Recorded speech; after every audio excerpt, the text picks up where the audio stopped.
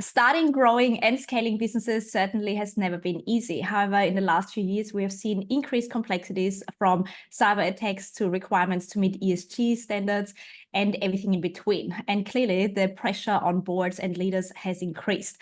Now, with that said, over the last few years, also the importance and relevance of advisory boards has seen a big increase in the market, which is great to see. And today, I'm so excited to be joined by the driving force and the trusted authority behind advisory boards. We are joined by Louise Broekman. Louise is the founder and CEO of the Advisory Board Center, and I'm really excited to explore the topic of advisory boards, the role it plays, and the future of leadership. Louise, thank you so much for being here. Lovely to be here, Petra. Now, I met you, I think, a few years ago already with Queensland Leaders, and you were always very succinct in your presentations on advisory boards, on exit strategies, on business strategies. And last year, I had the pleasure to complete the Certified Chair program, and you conducted and facilitated the 2 days. Now, you are the driving force behind it, and you have certainly started the conversation about advisory boards. Get us up to speed. What exactly got you into advisory boards? Because prior to you starting it, there was no such thing. No, thank you. Well, the simple story, Petra, is that my previous business, as the founder and CEO, I was making decisions in my own business, and I wanted to be really confident in those decisions around particular growth strategies in international markets. So I built an advisory board, didn't really know what one was, but I knew that I needed to have trusted people around me, but not lose control of the decision-making process myself. I built an advisory board, and it's a well-known story that it changed my life. We grew that business to 135 offices in 8 countries in a 5-year period. And then when I sold that business, it was really important for me to be able to reflect on my own experience and say, that was pretty life-changing for me. Can it also do that for other people? So I invested 5 years researching, testing, and validating the advisory board sector around the world. So that was a really fantastic 5 years of really digging deep into the advisory board sector. And in that, really testing the ethical boundaries between advisory, the governance board, consulting, and through that process found there was no professional body looking after the sector at all. But advisory boards are everywhere, but there was no professional body really bringing the sector together. So we decided, coming up to 7 years on the 1st of February, so that's next week, that we've become 7 years young as the global professional body to really raise the standard of advisory boards. So it's been a huge body of work, but really meaningful, Petra. It certainly has been, and you've conducted very thorough research. So every detail of your program is well thought through, is structured very wisely, and it's repeatable. And in the end, having a strong foundation as a framework is exactly what you need in order to get predictable results. Now, to get everyone up to speed, we talked a little bit about governance boards and advisory boards. What exactly is the difference between the two? So the most simple definition is that a governance board or a board of directors is a decision-making model, and it's legally binding, and it's a serious undertaking, and rightly so. So they make decisions, and it's binding. Advisory boards do not make decisions. So they're a thinking system and problem solving to really create that safe space to think things through, but the decision-making stays with the organisation. So governance board, top down, and advisory boards from the bottom up. Because they're not a decision-making model, the constructs are actually very different. The type of conversations that you have and the type of people that you have involved in advisory boards can be quite different and actually quite specific. Mm-hmm.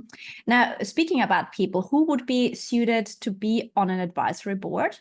And on the flip side, when would be a good time to consider an advisory board, either instead of a governance board or on top? How do we know that?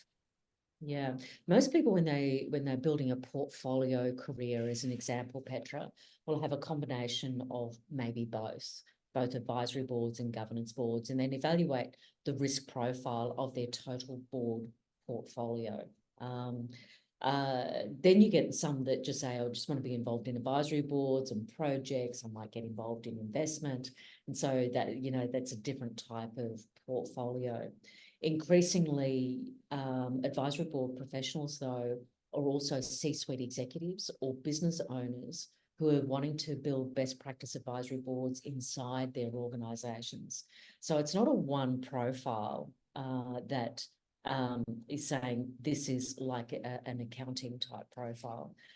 Every advisory board is different. It could be an advisory board for a scale-up business and being able to apply your knowledge and experience into that, or into the mid-market, the business sector, where growth and succession planning, as you mentioned, are two of the biggest drivers in the business sector. And then you get this huge market in corporatized advisory boards where it's quite issue specific. So you might have an advisory board around sustainability, around cyber, around diversity or transformation, or navigating geopolitical risk. And so the skills and experience and the thought leadership that come from those advisory boards is really actually understanding any individual in whatever domain that they're in. What is my value and who's going to value it? And I think if you've got clarity around what your value proposition is, you then scan the market to evaluate where is it that I can really add value and be involved in these thinking systems to really support organisations to make confident decisions in that piece.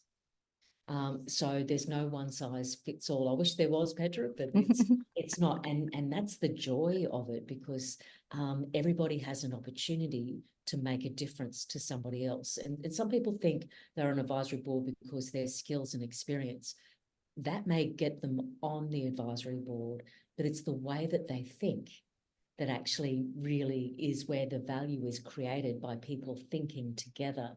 So you could be a young professional building and being involved in next generation advisory boards, and really add, you know, the way that you think about the market to those advisory boards, through to somebody who's got deep experience and really want to share that experience with others. I think this is what I love most about the idea and the concept of advisory boards, because there are so many aspects and elements to consider when you are growing a business, whether you expand internationally, when you want to expand your range, you know, whatever it might be. And as a leader, you cannot simply know it all. And we were also talking about the increased pressure on the governance boards, that there's a lot more compliance, and simply being heads down on not getting sued makes it very hard to think what's beyond the next year, 2 years, and having fresh thinking on a more so ad hoc basis, and also don't necessarily having the overheads for a business, especially when you start and scale. It's such an important element to have, and you normalize it so much, which is great to see. Yeah, it is. And it's about normalization. And this is where I think the market needs to think a little bit differently now. Advisory boards are not new. We've got committees and think tanks and meetings coming out of our ears. We need to think about what we're actually doing with those and go, how effective is that? If we can transform a meeting structure that happens on a regular basis into an advisory board structure, into something that's really meaningful, impactful, and really focused on specific things, we're going to escalate the value of when people come together and do this thinking together. I think this is a really exciting phase. And as you said, normalizing advisory boards it's everywhere when you start thinking that way. And so I think, like with the work that you do, Petra, when you get together with other people and you think, can we actually create an advisory board around this so that we're really super targeted on achieving results? And I'm glad you mentioned meetings. Like, it's not that we need to have more meetings, it needs to be more effective meetings. And what I also loved about the structure that we learned how to actually not only set up an advisory board, but then conduct meetings is very profound, very to the point, and very results and outcome driven. Would you mind giving us an overview of what a successful board structure, advisory board structure, actually looks like? Yeah, thank you, Petra. And just on that point, We did a study from 2008 to 2016 on 26,000 employees in 607 businesses, and their number one complaint was meetings. So everybody hates meetings, and here we are, we're in an organisation that really promotes meetings. So you're absolutely right. Let's do it better. And you know, when I see advisory boards really making an impact, it's not rocket science. It's actually the simplicity is its strength. So ensuring that there's absolute clarity of purpose and clarity of scope. What's that advisory board there to do? What's not there to do? And so really clear around that. And this is around the principles, right? Having the structure and discipline, not constraint, but structure and discipline that's going to really make it really robust and tight. Making sure you know what you're after with having really measures. What does success look like? And what's the measure of impact to know whether we're on track or not? I think then, so that's all around purpose and then around process. Then lastly, but very importantly, it's around the who. Well, who are the people around that table? And ensuring that they're fit for purpose, and so they're the right voices around the table, and not just one individual conversation with another, but getting everybody together. And then lastly, and probably the most important thing in the market at the moment in all advisory spaces, is making sure that there's demonstrated independence. Trust is really being challenged in the market in every area of the professional services sector, and we all need to lift our game. But when you see a really quality advisory board where people have an independent mindset, it then really underpins the value of trust in that relationship, because there's a high level of intellectual honesty when people are there for the right reasons. And we also discussed, you know, in the end, how you build trust is through transparency. And what struck me with when you said in our program is that the future of leadership is advisory boards, in terms of you have to justify and support your claims and your decision-making process, that you've actually consulted independent minds and thought leaders on that topic. Would you mind expanding on what you mean with the future of leadership is advisory boards? Yeah, well, I think any publicly facing leader will need in the future to demonstrate quality stakeholder engagement in the way that those decisions are made. So in the business sector, we often talk about impact accountability, right? In the corporate sector and large organisations where advisory boards are just growing incredibly, publicly facing leaders will need to demonstrate process accountability in the way that they've made those decisions, and ensuring that stakeholders have been deeply considered in that process. Now, a prime example of that in Australia at the moment is on the 1st of December last year, advisory boards were regulated in the aged care sector, a group of our most vulnerable customers in the market. And governance boards must listen to the customer and they must respond to the customer. And I think this is just a start. And this is not something that is down in the future, what we need to prepare for. It's happening right now. So I think it will continue to be where this market of stakeholder engagement using advisory boards as a quality mechanism to be able to do that. We'll start with any organisation has vulnerable customers, and then it'll just flow through. The tech sector, as you know, Petra, have been using advisory boards, in particular customer advisory boards like Amazon, like Salesforce, as one of their key strategies to co-create their product and service with their customer. Now, that just makes really good commercial sense. Then when you overlay that with vulnerable customers, we have a social responsibility, I think, to be able to do this really well for their representation, to be really considered at the boardroom table when decisions are finally being made. And, you know, you constantly set new standards and staying on top of the trends to support different industries, because those regulations simply swoop in and then all of a sudden it's compulsory. And it's very hard to just, stay on top of those things. Your methods and your principles are always based on very profound research, and you constantly commit on bringing out the state of the market report every other year. Would you mind sharing some background into what actually drove you to the research, and also what are you actually looking for in terms of answers and insights? Thank you. Well, Petra, we started with my previous business. We started a research division in 2002, and we were studying entrepreneurship, in particular in Australia, as that starting point.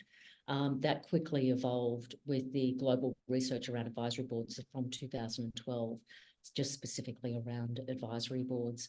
I think this market is changing rapidly. I never thought even 3 years ago that we'd be talking about stakeholder engagement and governance systems the way that we are now, and it's because of this research. So I don't think anyone, I absorb, my whole life is advisory boards, but I couldn't position myself as saying I am the expert on advisory boards, because it's constantly evolving and changing, and we can never take the market for granted. So the State of the Market report, we produce it every second year, as you mentioned, and we really look for those big trends that are driving the value and impact of advisory boards, but not only just the good stories where they're also failing. And I think we need to take an unbiased view of where advisory boards are adding value and where they're not. And so it's an absolute privilege to be able to really lead that research, which it takes 2 years to produce a new report to really understand the nuances of the market. And it is constantly changing. So yes, it's a big undertaking. When we look at the 2 mega trends from the report that was released mid last year, which was around stakeholder engagement, as we've just talked about, and the other is around governance systems. As you said, governance boards are increasingly becoming constrained, but their agenda is getting bigger. So how do they address everything in a meaningful way and make quality decisions? Advisory boards in a governance system is a new responsibility for advisory boards to support governance boards and boards of directors to make really good, well-informed decisions. And this is a serious responsibility for advisory boards. It's not like, people used to be drawn to advisory boards saying, oh, all care but no responsibility. It's not that case. It's that sense of deep thinking and being deeply considered about the future. And this trend that we've got in the State of the Market report that's just been released will just become more and more important as time, as things go along. Absolutely. And you just mentioned it's best practice, but at the same time also addressing when things don't go right. And I'm curious, what are some of the signs or insights that we identified that the advisory boards are not going into the right direction, or they are not set up for success in the long run? Yeah,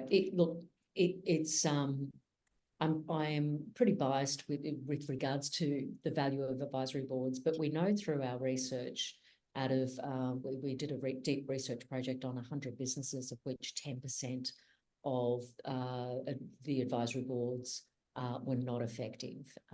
And really digging deep into why that happened, all roads lead to the establishment phase. Right? And so being really clear about what the advisory board is there to do, what it's not there to do, what its mandate is, and what's the situation that the organisation is in at that moment in time, and is an advisory board actually appropriate to address or to support what's going on in that business? And what we found in that particular research study is that 10% of businesses had issues with regards to cash flow in their business. Now, and it's not just day-to-day cash flow, it was a cash flow crisis. Now, in that circumstance, it was cash flow crisis, but we need to think about, is an advisory board appropriate when there's a crisis? It's already too late to address that issue. And so you just think about an organisation paying for an advisory board when there's already cash flow issues and a crisis situation, probably managing those expectations that somebody else is going to solve the problem for me. They're kind of missing the point. The organisation always should be responsible for their own decision making and not defer that to somebody else. And so that pressure cooker that happens in those environments just really needs to be very carefully thought through. So that's why in the methodology of establishing an advisory board, as you know, when you completed the Certified Chair Executive Program, is that so much emphasis is around the establishment phase, making sure that that advisory board is addressing the right things for the right reasons. So you get a quality charter, you get a quality chair, and then out of that, you know, the advisors might come and go, but you've got a really good solid foundation. And it's not just having a meeting for the sake of meeting. It's actually building an asset, a thinking asset inside an organisation. And I think that's pretty exciting. It is very exciting. And what you also just mentioned in terms of the setup phase, it's about asking the right questions and also building the roof before it rains. And, you know, I think it's human nature that we only address a problem when it's big and we hope somebody can just solve it rather than addressing it from the root cause before it gets too big, that you can actually do something about it in early stages. Yeah. Now, with that said, ideally, we build an advisory board when there are uncertainties, when there are some questions around certain topics. And if something, like if we see 6 months in, it's not quite on the right track, have you got any methods or strategies to turn the ship around and actually bring the board back on track? Absolutely. So, you know, any good chair should always keep an eye on the charter and the agenda. I think one of the biggest issues for 2024 is the shaping of an agenda and the craft of shaping an agenda. We actually have a best practice workshop coming up on that specifically for our members, Petra, next month, because it is such an important thing, because you could be talking about a lot of different things, but what are the things that are going to actually count? And having maybe less is more, deeper conversations about less things rather than everything. And so I think the shaping of an agenda is really important. And then evaluating, taking that time after the meeting to say, did that meeting actually hit the mark or not? Were people contributing? Did it, you know, was that right level of engagement there? Were there real conversations, or was there just swapping of statements, right? So I think that reflection time is really important, not only for the chair, but the members of the organisation themselves, and for advisors to reflect, did I add value or not in that? So I think you've got that ongoing monitoring. Part of an establishment of best practice is to measure the organisation up front before they start their advisory board, and then at interim steps. So it might be 6 months or 12 months. And that's something that we call the business growth score. And it is a good mechanism. I do it in my own business as well, every 6 months, to make sure that we are totally aligned. Because if things change and move, and advisory boards are not a fixed structure, it can be for a period of time and then the job is done and then it's dismantled, or it can constantly evolve as advisors move and change as the needs of the business change as well. So it's good practice for a chair to go through that assessment with organisations on a regular basis to make sure that they're staying on track, or to evolve over time as the needs of the business changes. Because advisors change or the advisory board is stopped doesn't mean it's a failure. It may be that the job is done. Yeah, every advisory board has a use-by date. And I think this is the beauty of it, because you're not getting sucked into the intricacies and the politics and the, you know, personal relationships. You're literally there to solve a particular problem with your area of expertise and your SME insights. And I think that's the beauty of it and the whole purpose. Now, the business growth score you mentioned is one of the insightful tools that we can actually make something quite intangible, very tangible and visible. But you also, through the Advisory Board Centre, offer the concierge service. Can you talk us a little bit through what does the service do? Because especially when somebody listens to the podcast and considers an advisory board, this is a perfect service as a first step to take, isn't it? Yeah, absolutely, Petra. And as a professional body, we maintain our independence in the market with regards to ensuring that if organisations or executives are thinking about, do we need an advisory board? We don't know, because there's a lot of unknowns with regards to how advisory boards work. So we provide the free service called the Advisor Concierge to really help organisations think through what's the problem or the opportunity that they have right in front of them that they're wanting to really think through, and what are the different options in the way that advisory board structure or structures could work. And then from that, they may commit to saying, yes, we want to go down a particular pathway. We then connect them into the advisory board community. Our members also use that service. So when they're working with an organisation, just going, I really need support navigating and thinking through how this works, that advisor concierge service is also a support to them as well, in the way that they're thinking about the work that they're doing. So it's really valuable to be able to, I guess, have that independent thinking around the different ways that advisory boards can work, because there's a lot of innovation in the way that advisory boards are working. There's no just one way an advisory board will work. So that's why we do take a really considered approach with each individual organisation when they're thinking it through. Absolutely. And, you mentioned before, often organizations who don't necessarily get the value out, they are in financial crisis. So there is a financial investment involved setting up advisory boards. Every organization, every board is obviously different, but what would be a ballpark for a leader to consider budgeting for an advisory board? I do have a catch-all sort of phrase around this, and it depends, but we do know that the business sector, the mid-market, generally will invest around $40,000 to $70,000 for their first year for their advisory board, and depends on how that evolves as to what kind of investment they have. For corporate environments, it's generally double that, but it depends on each individual advisor will have their own individual rates. So that some advisory boards are more specialised than others. Some advisory boards are riskier than others. And so most organisations will recruit an independent chair, will work with that chair on a monthly basis, and then bring the advisors in for the advisory board meetings. So for an all of business advisory board, generally they'll have 4 advisory board meetings a year.